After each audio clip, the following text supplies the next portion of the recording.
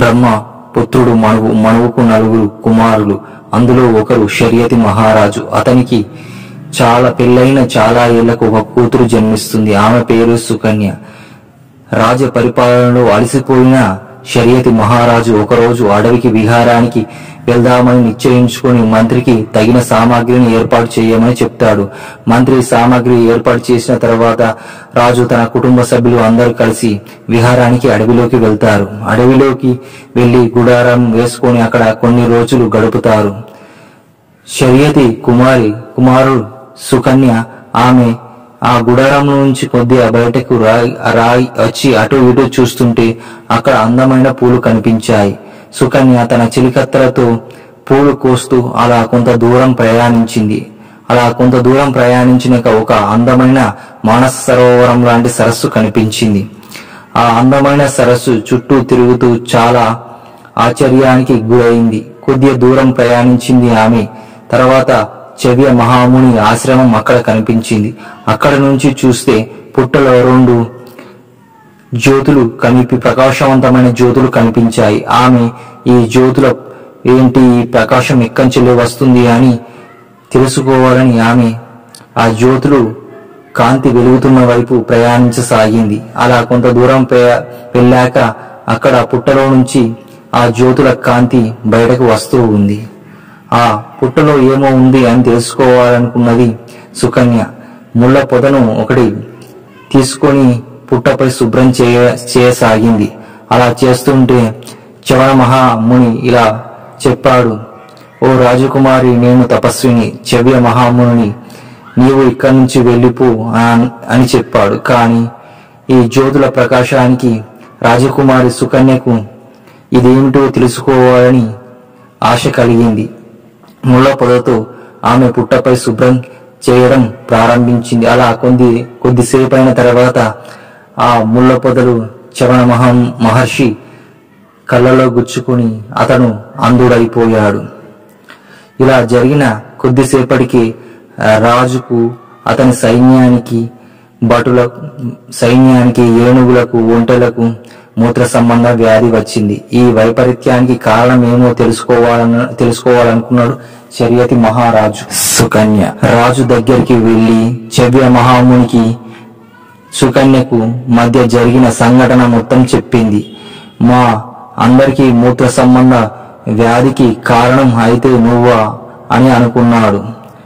మంత్రులను పిలిచి ఇలా ప్రకటించాడు: ఈ మా అమ్మాయి చేసిన అపరాధానికి ఆమెను చవ్య మహామునికి ఇచ్చి పెళ్లి చెయ్యాలనుకుంటున్నాను అని నిశ్చయించుకొని కొన్ని రోజుల తర్వాత షరియతి మహారాజు సుకన్యను తీసుకుని వెళ్లి చవ్య మహాముని ఆశ్రమం దగ్గర సుకన్యకు చవన మహామునికి పెళ్లి జరిపించి తిరిగి షరియతి మహారాజు తన రాజ్యానికి వచ్చాడు. అలా చాలా కాలం గడిచిన తర్వాత షరియతి మహారాజుకు తన భార్యకు తన కూతురు ఎలా ఉందో తెలుసుకోవాలనుకున్నాడు.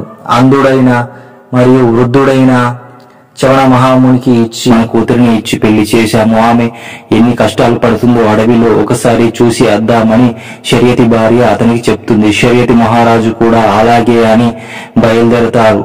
అలాగా అడవిలో కొద్ది దూరం వెళ్ళగానే చవన మహర్షి ఆశ్రమం కనిపిస్తూ ఉంటుంది. అక్కడ ఒక అందమైన యువకుడు కనిపిస్తూ ఉంటాడు. ఆ అందమైన యువకుని చూసి షరియతి అతని భార్య, మన కూతురు ఏమైనా తప్పు చేసిందా? అంధుడైన వృద్ధుడైన చవన మహర్షికి మన కూతురు ఏమైనా అపకారం తలపెట్టిందా అని బాధపడుతూ ఆశ్రమంకు దగ్గరలో కూర్చొని ఉంటారు. తల్లిదండ్రుల్ని ఇద్దరు చూసిన సుకన్య వారిద్దరి దగ్గరికి పరుగున వస్తుంది. రాగానే షరియతి మహారాజు సుకన్యను ఇలా అడుగుతాడు: ఈ యువకుడు ఎవరు, ఇక్కడ ఏం చేస్తున్నాడు అని అడుగుతాడు. అప్పుడు సుకన్య అశ్విని దేవతలకు మరియు సుకన్యకు మధ్య జరిగిన సంఘటన ఇలా చెప్పసాగింది: ఒకరోజు నేను నా భర్తకు సేవలన్నీ చేసుకుని నీళ్ల కోసం అడవికి వెళ్లి నీరు తీసుకుని రాగా ఆకాశ మార్గం నుంచి ప్రయాణిస్తున్న అశ్విని దేవతలు తనను చూసి కిందికి దిగి వచ్చి మా ఇద్దరిలో ఎవరైనా ఒకరిని పెళ్లి చేసుకో అని సుకన్యను అడిగారు. సుకన్య బదులు ఇలా చెప్పింది, నాకు ఇంతకు మునిపే పెళ్లి అయింది, నా భర్త చవన మహర్షి అని చెప్పింది. కాని అశ్విని దేవతలు నమ్మలేరు. అశ్విని దేవతలు ఆమెను వెంబడించారు. ఆమె గుహము చేరారు. అక్కడ చూసే వరకు నిజంగానే చవన మహర్షి అతను అక్కడ ఉన్నాడు. ఈమె చెప్పేది నిజమే అనుకున్నారు. మరొక రోజు ఈమెను పరీక్షిస్తామని అనుకున్నారు. తర్వాత రోజు తన ఆశ్రమంలో 3 యువకులుగా ఉన్నారు. అశ్విని దేవతలు మరియు చవన మహర్షికి యవ్వనాన్ని దృష్టిని ప్రసాదించి 3 యవ్వన యువకులుగా కనిపించారు. సుకన్య ఇది చూసి ఆశ్చర్యపోయింది. అశ్విని దేవతలు ఆ సమయంలో ఇలా పలికారు, మా 3 ఎవరు నీ భర్త తెలుసుకో. అప్పుడు నీ భర్తకు యవ్వనాన్ని దృష్టిని ఇప్పుడు ఎలాగుందో అప్పటికి జీవితకాలం అలాగే ఉంటుంది అని మేము వరం ఇస్తున్నాము అని అంటారు. అప్పుడు నేను ఈ 3 నా భర్తను ఎలా తెలుసుకోవాలి అని సుకన్య లక్ష్మీ సరస్వతి పార్వతీదేవిని ఉపాసించి తన భర్తను దగ్గరికి వెళ్లి అతని చేతు పట్టుకుంటుంది. అతడు నిజంగా తన భర్తే.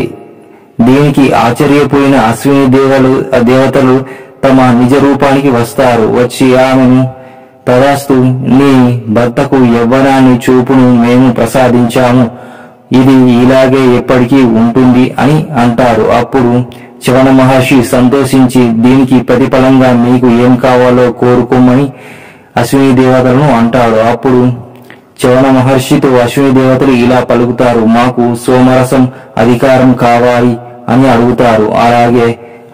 అలాగే మీ కోరిక నెరవేరునుగాక అని చెప్తారు. అప్పుడు అశ్విని దేవతలు అక్కడి నుంచి వెళ్లిపోతారు.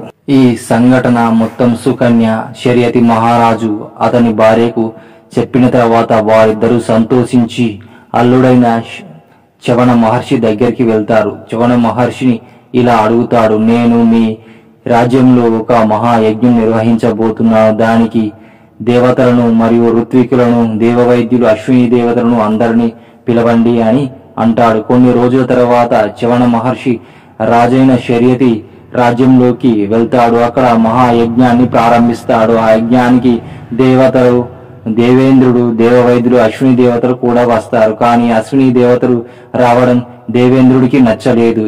ఈ అశ్విని దేవతలను ఎవరు పిలిచారు అని అంటాడు. అప్పుడు చవన మహర్షి నేనే పిలిచాను అని అంటాడు. ఎందుకు పిలిచావు వీరిని అని అంటారు ఇంద్రుడు.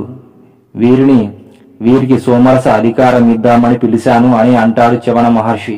వీరికి మాట పెరిగి దేవేంద్రుడు వజ్రాయుధాన్ని చవన మహర్షిపై ప్రయోగిస్తాడు. చవన మహర్షి దేవి ఉపాసకుడు. యజ్ఞగుండంలో నుంచి మహా రాక్షసుని ఉద్భవింపజేస్తాడు. ఆ రాక్షసుడు మీదికి వజ్రాయుధం వెళ్తుంది. కానీ వజ్రాయుధం రాక్షసుని ఏం చేయలేక వెనుదిరిగి వెళ్లిపోతుంది. రాక్షసుడు ఇంద్రునిపైకి వెళ్తాడు. ఇంద్రుడు ఎటు వెళ్లినా రక్షణ దొరకదు. ఆ సమయంలో మళ్ళీ తిరిగి వచ్చి చవన మహర్షి పాదాలను పట్టుకుంటాడు. అప్పుడు చవన మహర్షి క్షమించి రాక్షసుని మద్యము మరియు జూదము ఉన్న ప్రదేశాల్లో నువ్వు ఉండు అని చెప్తాడు. ఆ రాక్షసుడు అక్కడి నుంచి వెళ్లిపోతాడు. తర్వాత యజ్ఞం పూర్తి అవుతుంది. పూర్తి కాగానే సోమరస అధికారం అశ్విని దేవతలకు ఇస్తాడు చవన మహర్షి.